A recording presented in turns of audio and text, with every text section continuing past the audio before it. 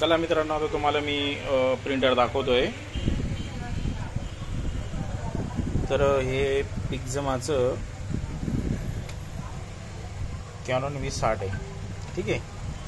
तर सगळ्यात आधी इथं सेटिंगमध्ये यायचं आहे आपल्याला. ही सेटिंग आहे. सेटिंगचं बटन दाबायचं आहे. त्याच्यानंतर हा ॲरो, मेंटेनन्स, नोजल चेक, त्याच्यानंतर cleaning, deep cleaning, head adjustment, त्यानंतर प्रिंट, रोलर क्लिनिंग, त्याच्यानंतर bottom plate, ink flash, start replacement. हे आल्यानंतर बघू शकता तुम्ही इथं ओके करायचं आहे. ठीक आहे. तो ओके झाल्यानंतर इथं म्हणतंय ओपन द कवर. ठीक आहे. मग आपण काय करायचं आहे, हा कवर उघडायचा आहे.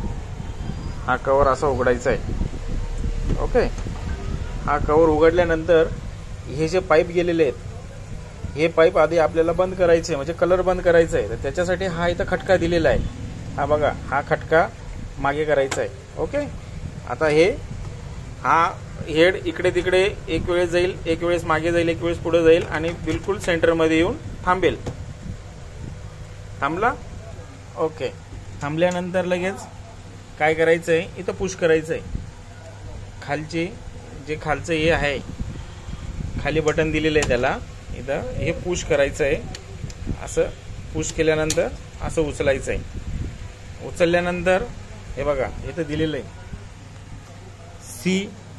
सी म्हणजे कलर, बी म्हणजे ब्लॅक अँड व्हाईट.